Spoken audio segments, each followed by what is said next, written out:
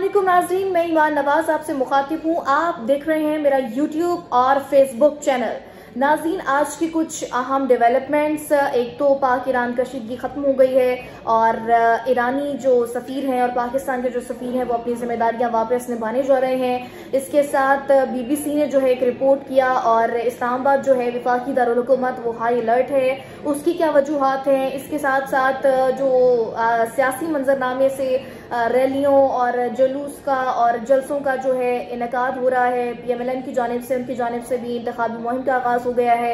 इसके साथ supreme court की जानिब से आज कुछ सहाफ़ियों के लिए रूल्स एंड रेगुलेशंस जारी किए गए हैं और NA 83 और 85 में इंतखाबात मुलतवी कर दिए गए थे। वहाँ पर एक उम्मीदवार हैं जिनकी वफात की बिना पर वो मुलतवी किए गए थे इंतखाबात, उनको भी वापस एक्टिवेट कर दिया गया है।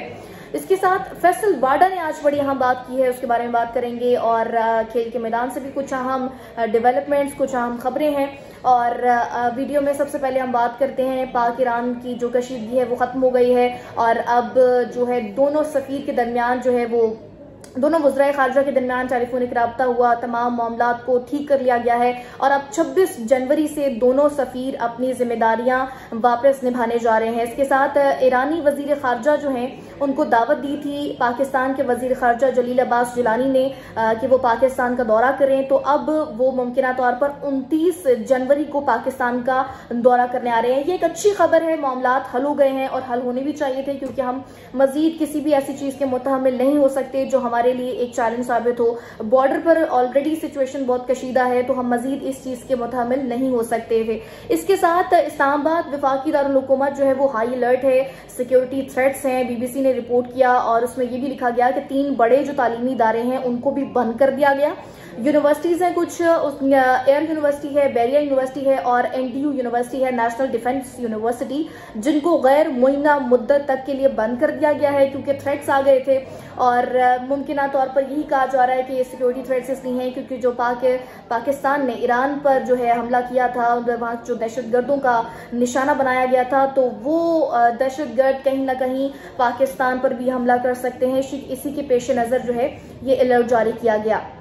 अब ये तालीमी इदारे भी बंद हैं और इस वक्त पब्लिक को भी कहा जा रहा है कि वो एहतियात बरतें, पब्लिक प्लेसेस पर ना जाएं। इसके साथ अगर सियासी मंजरनामे से बात की जाए तो मुस्लिम लीग नून ने जो है वो अपनी बाकायदा मुहिम का आगाज कर दिया है, जल्द से पहले भी किए गए। अब जो है डिफरेंट स्ट्रेटजी है कि रैलियां भी निकाली जा रही हैं और जलसे भी किए जा रहे हैं। और कहा जा रहा था कि जी नवाज शरीफ आएंगे तो लग पता जाएगा, और नवाज शरीफ आए तो उन्हें लग पता गया कि अवाम ने उन्हें मुस्तरद कर दिया। एक ही जलसे के बाद जो है वो घर में छुप कर बैठ गए, डर गए अवाम के खौफ से। उनको हो गया कि अवाम तो मुझे मुस्तरद कर रही है और वो इस चीज से जो है वो डर गए। और अब हमने देखा है कि पंजाब में जो है वो रैलियां भी निकाली जा रही हैं। नवाज शरीफ साहब ने जो है नई एक स्ट्रेटजी है कि रैलियां भी होंगी और जलसे भी होंगे। शहबाज शरीफ साहब ने रैली निकाली अभी लाहौर में, और वजीर आला रहे पंजाब के, साबिक वजीर आजम रहे, पार्टी के सदर हैं और कहा जाता है कि पंजाब जो है वो नून लीग का गढ़ है। उसी गढ़ में कल रैली में शहबाज शरीफ खिताब कर रहे थे और रैली में एक इतने लोग थे जितने मेरे कहूँ कि PTI की जब कॉर्नर कोई मीटिंग होती है उसमें जितने लोग होते हैं उतने भी लोग रैली में मौजूद नहीं थे। तो ये चीज बड़ी खतरनाक है, नून लीग को इस चीज का जो है सामना भी है। इसके साथ साथ नवाज शरीफ साहब जो है वो आपको बताएं कि लाहौर और मानसेरा 2 हलकों से जो है वो इलेक्शन लड़ेंगे और कैप्टन सफदर का इलाका है मानसेरा, वहां उनके हलके से जो है वो इलेक्शन लड़ेंगे। और मानसेरा से आजम सवाती ने मुकाबला करना था और उनको भी जो है इलेक्शन से आउट कर दिया गया, क्योंकि ये जानते हैं कि अगर आजम सवाती होते तो ये वहां पर कम्पीट जो है उनको ना कर पाते, तो उनको भी आउट कर दिया गया है। तो अब जो है इनके लिए सिचुएशन जो है समझ रहे हैं कि कुछ ईजी है, लेकिन इतनी भी ईजी नहीं है, क्योंकि कल जो मानसेरा में जलसा हुआ वहां जो मनाजिर थे नाजरीन वो बड़े ही काबिल जिक्र मनाजिर थे और तारीखी मनाजिर थे कि वहां भी अवाम ने जो मरियम नवाज साहिबा के साथ किया और नवाज शरीफ साहब के साथ किया, अवाम ने वहां भी उन्हें मुस्तरद कर दिया। मरियम नवाज कल गई अपने ससुराल मानसेरा, और मोहम्मद नवाज शरीफ भी जो हैं वहां गए, मियां नवाज शरीफ भी वहां गए जलसा करने के लिए। और कहा जा रहा था कि मुस्लिम लीग नून की जानिब से एक बड़ा तारीखी जलसा होगा मानसेरा में। अपने घर को छोड़कर वो दूसरे के घर में जाके जलसा करने गए कल, और कहा कि एक बहुत बड़ा जलसा होने वाला है। तो कल वहां के जो मनाजिर थे वो भी बड़े अजीबो गरीब थे। कैप्टन सफदर ने सारे इंतजाम किए, जलसे के लोगों को इकट्ठा करने की बहुत कोशिश की गई, लेकिन नाजरीन वहां भी अवाम ने क्या किया कि पीटीआई के परचम लहरा दिए और अवाम ने नारे लगाने शुरू कर दिए। इमरान खान के और मरियम के पापा चोर है के नारे गूंजते रहे पूरे पंडाल में, और ये एक बड़ी तारीखी मनाजिर थे। और उसकी कुछ क्लिप्स आपको दिखाते हैं, वो मुलाहिजा कीजिए।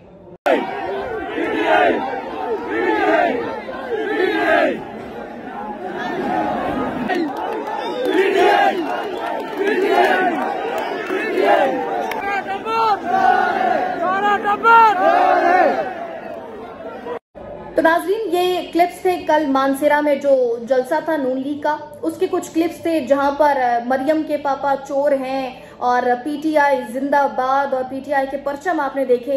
तो ये कल के मनाजिर थे जलसे के, जहां पे कहा जा रहा था कि तारीखी जलसा करेंगे, मरियम नवाज के ससुराल में जलसा होने जा रहा है, कैप्टन सफदर ने तमाम इंतजाम देखे हैं, अवाम का एक समंदर उमड़ आएगा। तो अवाम ने ये साबित कर दिया कि वो इन्हें मुस्तरद करते हैं। तमाम रियासत के इदारे और तमाम निजाम साथ होने के बावजूद लोगों ने जिस तरीके से इनको अपना जवाब दिया है वो तारीखी था। तो ये सारी सिचुएशन थी कल के जलसे की। और हमने देखा है नाजरीन एक और चीज के यूजुअली ऐसा होता है कि जब कोई बड़ा लीडर होता है तो वो जलसे में बाद में तकरीर करता है, पहले तमाम क़यादत तकरीर कर देती है, फिर जो आखिर में जो है बड़ा लीडर आके तकरीर करता है। तो नवाज शरीफ की स्ट्रैटेजी इस दफा मुख्तलिफ है। हमने देखा कि धाफाजाबाद जलसे में भी नून लीग की जानिब से पहले जो है नवाज शरीफ ने खुद तकरीर की, फिर उसके बाद मरियम साहिबा को कहा कि आप तकरीर करें। तो ये चीज एक बड़ी डिफरेंट थी। कल के जलसे में भी यही हुआ मानसेरा में, पहले नवाज शरीफ साहब खुद आए, उन्होंने तकरीर की, फिर मरियम नवाज ने की। ये चीज एक इंडिकेशन है लोगों के लिए कि नवाज शरीफ ये साबित करना चाहते हैं कि मरियम नवाज जो है वो एक बड़ी लीडर है और वो जो है अब उनको पॉलिटिकल जो उनका फ्यूचर है वो उसको सिक्योर कर रहे हैं। ये बात पहले भी कही जा रही थी कि लंदन से वापसी की नवाज शरीफ की एक रीजन ये भी है कि मरियम नवाज के जो पॉलिटिकल फ्यूचर है उसको सिक्योर किया जाए। तो कल भी यही हुआ कि वो उन्होंने यही चीज बयान की और यही चीज उनके जस्टिस शो कर रहे थे कि वो बताना चाहते हैं कि मरियम नवाज जो है वो एक बिग लीडर है, इसीलिए उनको बाद में तकरीर की और खुद जो है वो पहले तकरीर कर ली। तो ये सारी सिचुएशन थी। इसके साथ साथ नाज़रीन सुप्रीम कोर्ट की जानिब से सहाफियों के लिए कुछ रूल्स एंड रेगुलेशंस जारी किए गए हैं। 4 अहम पॉइंट्स है उसमें। एक ये कि सहाफी की पूरी तलाशी ली जाएगी सुप्रीम कोर्ट में अंदर एंट्री पर। दूसरा ये कि सेलफोन्स का अलाउड नहीं किया जाएगा। और फिर एक और चीज के सुप्रीम कोर्ट की बिल्डिंग के अंदर किसी भी मीडिया पर्सन को व्लॉग करने की इजाजत नहीं होगी या कोई भी वीडियो रिकॉर्ड करने की सुप्रीम कोर्ट की बिल्डिंग के अंदर हरगिज इजाजत नहीं दी जाएगी। साथ ही चौथा जो इसमें अहम पॉइंट है कि हाई प्रोफाइल जो केसेस होंगे उसमें मखसूस सहाफियों को अंदर जाने की इजाजत होगी। तकरीबन 38 मीडिया चैनल्स हैं इलेक्ट्रॉनिक मीडिया के जिनका जिक्र किया गया है और उनके मखसूस सहाफियों के नाम जारी किए गए हैं उस लिस्ट में। सिर्फ वही लोग हाई प्रोफाइल केसेस में अंदर जा सकेंगे।